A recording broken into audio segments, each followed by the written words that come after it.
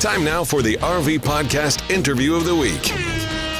Interesting, entertaining, and helpful information about the RV lifestyle. Here's Mike with this week's interview. Jennifer and I follow a lot of YouTube channels, a lot of blogs, and this week I am really excited to bring you the couple behind one of our absolute favorite RV blogs. The blog is called Chapter 3 Travels, and this young couple, Kevin and Laura, have written and chronicled their adventures on the road in just a marvelous way. One of the things, though, that they have talked about recently has to do with the sudden influx of Instagram photos, these glamorous photos that depict the RV lifestyle in romantic and adventurous ways. Oh, there is a lot of fun to the lifestyle. Obviously, we're all enjoying it, but don't trust all those Instagram photos, especially when you see scantily clad people up on the roof of their RV doing yoga poses. Doesn't happen. Never have we seen that in 9 years of travel. But there's other things to talk about too. For example, what happens to most full-time RVers? Full-time RVing has a relatively shorter lifespan than you would think. Many of the people who set off on the road don't stay on the road for nearly as long as they perhaps hoped when they started. So in our interview, we're going to touch on all of this stuff and also ask the question about when is it time to perhaps come off the road or to change your RV lifestyle travels so that you have a home base instead of being full-time. If you've ever thought of being a full-time RVer, I think you're going to find this interview very interesting, and you're really going to enjoy meeting Kevin and Laura from Chapter 3 Travels. Well, Kevin and Laura join us right now from their RV, and you guys are down in Florida someplace, are you not? We are up near Pensacola at the moment. Oh my gosh. We'll be down there actually in about a week, so we're looking forward to it. How's the weather? It's been great last couple of days. It's getting a little rainy, but nothing too terrible. We do love the Emerald Coast. I'll tell you, that's favorite. Well, let's start by introducing you guys to our audience a little bit, and maybe you could explain what Chapter 3 means and how you came about with Chapter 3 Travels. Well, the name kind of came from me looking back on my life and realizing that it had kind of evolved into chapters. So the first chapter was growing up and then going to college in Washington, D.C. And sort of that chapter of my life bled into Chapter 2, which was going to law school. And on the very first day of law school, I met Kevin. He sat next to me in class, and we've been together ever since. So we went to law school together. We had our legal careers together and did that whole chunk of time together, and then we decided to take a career break and travel for some period of time, which is what we're doing now. So this became sort of Chapter 3, and we'll figure out what Chapter 4 is down the line.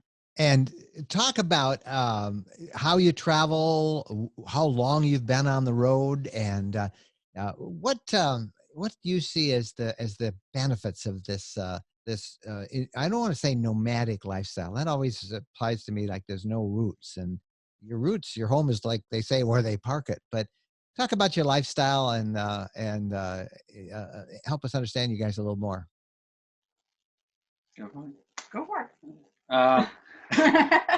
So we've been on the road for about 3.5 years now. So since about the end of 2016, started doing this really just to see the country. We wanted to go to places that we hadn't been because we were both kind of from the East Coast for the most part, and wanted to get out to the West Coast and see some of the national parks and things out there. So we pretty much try and spend about 10 days to 2 weeks at any given place, and kind of sort of keep moving, so to speak. Anything else? A big part of our decision making was we had a dog, and we wanted to be able to bring the dog with us traveling. And we wanted to travel in as economical a fashion as possible. So RVing, at some point I read something about RVing and I started looking into it, and it seemed like a great way to travel economically, be able to take the dog with us and go and see the national parks, see cities we had never seen, that sort of thing. So neither of you were RVers before this? This really is, this was your first time RVing? never been in an RV, never drove an RV, nothing until we decided to do this. We did camp, tent camping and, get out and hike and do those types of things, but had never been in an RV. Well, So we one kind of of threw the all the eggs in one basket and and hope for the best, and it worked out pretty well. Well, as you know, many other people are dreaming about doing this. And one of the things, as I said in the introduction, that I have just so enjoyed about reading Chapter 3 Travels in your blog is the brutal honesty at times that you give to the lifestyle, but always in an optimistic way, a fun way. And I want to start by kind of a reality check to all of those who got the RV bug through Instagram photos. Let's talk about those for a second. There are some accounts. There are only a handful of them, really, but they are all over the place. And if you look under certain hashtags, you'll see lots of pictures by these accounts. And they kind of glorify and dramatize the RV lifestyle. And they tend to show these dreamy sunsets and these picture perfect locations. And they leave out a lot of the reality. So I wrote a post basically having some fun with what their version of reality versus what the real version of reality is, basically. Well, Basically just marketing at this point. So yeah, and that's really what those posts are, is marketing posts. But let's we did have some fun about it because I read yours. We had been saying for years, I don't know anybody who stands on top of their RV and does yoga poses, except when we were out in the desert last week. And I knew I'd be interviewing you. And so I actually climbed up there and shot a panoramic shot with the camera. But then Jennifer saw me and she says, I know what we got to do. So she went up and did and people thought like it was perfectly normal. Honest, we've never done that. That's not the best place in the world to do a yoga pose. And it's particularly like the ones we see on Instagram. The people are doing these yoga poses and they don't have much clothes on. Have you ever seen this anywhere? No, shockingly, and all the time we've been on the road, not a single time have we looked outside and seen somebody standing on the roof doing tree pose. I think someone would call the police, and say there's a person. And then you mentioned, we talked about them being marketing, but they really are. People, I think, look at them, they get excited about the dream of RV lifestyle, but they're all in these, well-lit shots in these perfectly pristine RVs. Yep. White seems to be the big color. I don't know. White's not a really good color for an RV, is it? Inside? It is not. It is not. No, because it shows everything, all the dirt. You're living in the dirt, basically, and you're bringing it in with you. Your dog's bringing it in with you, and it's not the easiest color to keep clean. RV manufacturers love beige. Yeah. They love beige so much, and everything is beige and brown. But they're smart. It hides the dirt. I think you phrased it beige, and there's a couple of shades of brown. Exactly. We'll link in the description below here to that post, because it really is a great post, and it's hard to do justice to the silliness sometimes of the marketing. But on a larger scale, we talked about so many people wanting to RV, to get out there, sell everything, and go see the country, and that is fun. It's for some people, but the reality of it is there is a cost to all this, and I thought maybe you could talk about that, and also address the issue of when it's time to start planning to come off the road. You guys obviously have given some thought to that because you wrote so eloquently about it. Yeah, I think, there's a lot of caveats that need to be built into this discussion. We've been consistently moving for 3.5 years. The longest we've ever sat in one place was 2 months. So there are a lot of people out there who RV in a completely different way. They sit somewhere for 3 months, 6 months at a time. They might have a home base. So I'm not talking about those folks because that's very different. What I'm talking about are folks like us who every week, every 2 weeks, they're going somewhere new. And that lifestyle for us and for a lot of our friends, it's tiring, it's exhausting, it wears you down. And you don't necessarily realize that early on because it's all very exciting early on. But over time, the more you do it, the more you realize that this is really starting to wear on you. And it's simple things that you take for granted. It's things like knowing how to get from point A to point B in any given location. Every time we go out, we don't know where we are. We don't know the traffic patterns. You know, we don't even know where the grocery store is, much less where anything in the grocery store is. You know, if we have a problem, you know, our dog had gotten sick a lot last year. You know, every time he gets sick, we got to find a vet. It's not just going to the vet and trying to figure out what's wrong and pay for whatever needs to be paid for. It's you got to find a vet who you can trust. And then you got to go in and you got to explain his whole background and all of his veterinary records and his vaccines. And everything just takes longer. Everything's more of a process. And you're just kind of constantly stabbing around in the dark, hoping for the best. And that wears you down. Yeah, so you have all of your normal life stuff, just all of your normal life stuff takes longer because it's less efficient. When you live in a single given place, you have your vet who knows all the records about your dog, you know where your grocery store is and where the items are when you just need to pick up peanut butter or something fairly mundane. So, you know, it feels at times inefficient and difficult to get just normal everyday life stuff. It's been described by some as kind of decision overload, because everything is, you have to make a decision. And I think you described that really well. That's definitely true too when it comes to, so Laura does the planning and campground reservations, and given the sort of number of people that are out there wanting to do this and are doing it now, it's getting more difficult to actually get into campground. So, you know, as she's planning, she has to sit there and try to figure out what route we're going to go, what do we want to see, where to stay, right? You read reviews about campgrounds and try and figure out. So you've got that. Sometimes having too many choices makes making a decision slightly more difficult. So when you guys started, you obviously have met a lot of other people who are out there as full-time RVers.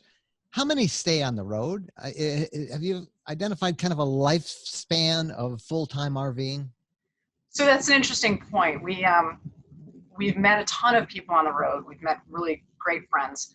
And then there are a lot of people that I've connected with through social media. And at some point you realize they kind of disappeared. Whatever happened to those people? So I don't know what happened, but I know for the people that we have really established relationships with, I would say a good half have at least dropped down to part-time. They may have bought land, they may have set up a home base somewhere, or they may have come off the road completely. And you know, as I said, we've been on the road for 3.5 years. The people, about half have disappeared who started around when we did. You meet those outliers, you meet folks who've been on the road for 8 or 10 or 15 years, but it's rare. And again, to kind of be clear, we're talking about a consistent moving schedule, you know, 10 days to 2 weeks at a given place. You know, we've met a lot of people who, you know, still say, hey, we still full time, but they sit somewhere over the winter for 4 months and then travel a little bit during the summer or, you know, during the spring, and then sit somewhere in the summer for, you know, a couple of months. And I do think that's different, having the stability in a given place over, you know, 3 months or whatever to do all that life stuff. You know, I have to kind of laugh, because we are beginning right now our 9th year of this. We're 3/4 timers. That's what we kind of sometimes a little bit more. This past year has been a little more. But you know, the longest Jennifer and I have ever stayed in any one place has been about 5 days.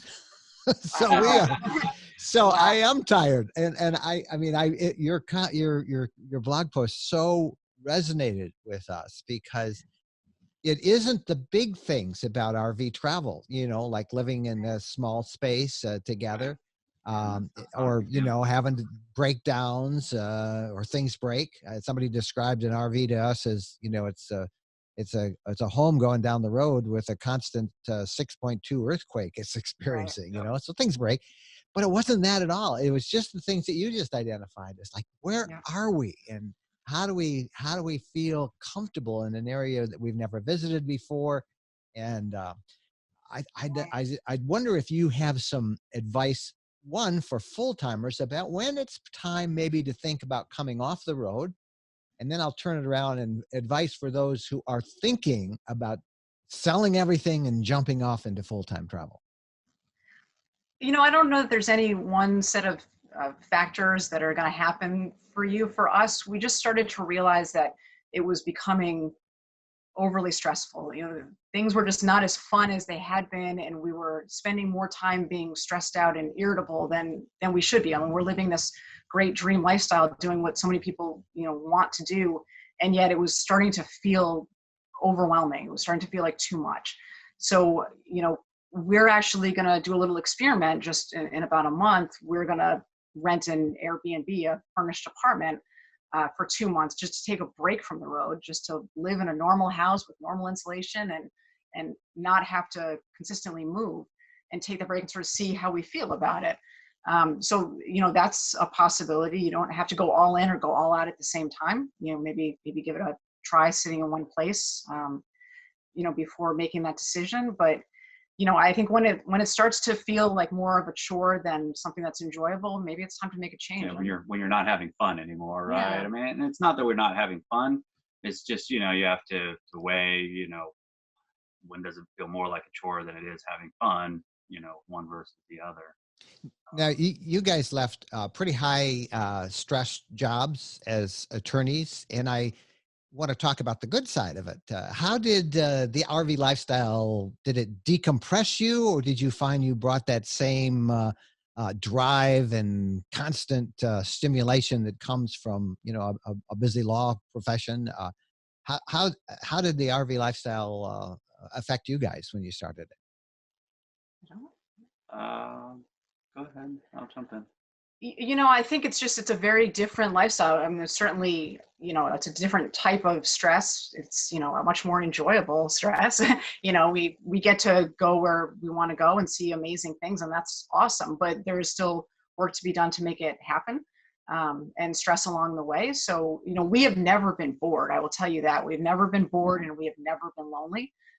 We have hobbies that we've taken up that keep us busy, and we're always meeting people on the road. And so we've never felt like, what are we doing here? We've got nothing to keep us occupied. We're always busy. Yeah, it's allowed us to decompress in one sense, but I guess the basic advice I have to anybody thinking about RVing is like, you're still going to be who you are when you go do it, right? Like if you're a very driven person to occupy your time with various things, that's who you're going to be. If you're a planner, if you stress out about things, like you're still going to carry that stuff with you. I mean, we have an additional maybe a bit of stress because we like to know where we're going to go. We're just built in a way that we like to kind of have things planned out and have reservations. Somebody else who's more freewheeling might not have that stress and may not care. You're going to be who you are no matter where you are. Now you are down in Florida. Just how long have you been there? And then when do you move from Florida? And when do you go into that Airbnb? So we got to Florida just before Thanksgiving. Kevin's parents are in St. Augustine. So we went over there, spent about a month, all of Thanksgiving and Christmas with them. And then we did a loop through the state parks along the peninsula, which, the state parks in Florida are fantastic. But again, you need to start planning that a good year in advance. And then we came up onto the Panhandle. So we're here for another week or so. And then we're heading over to New Orleans for Mardi Gras, which we're excited about. We'll see how that goes. And then we're heading over to Austin. And that's where we're going to be set up for 2 months. Well, it's great. We will actually be down your way towards the end of next week, and we'll also be in Austin in about springtime. So Nice. we would love to meet you guys on the road somewhere and connect great. in person. Meantime, we will direct everyone to your blog, your excellent blog. You don't have a YouTube channel. We don't. This is actually the first time we've ever done video. So I hope it's really? the downfall of your channel. You guys look great, and it's another factor of work. That's been our problem.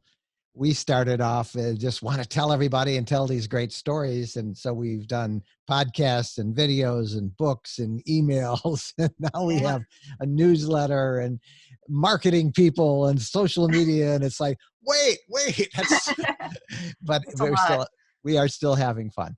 Thank you guys for making some time. You are a delightful couple. You have a wonderful reading style on the blog, and I know you will. I don't think you'll ever give up RVing, but I think No, I love absolutely not. Yeah, definitely not.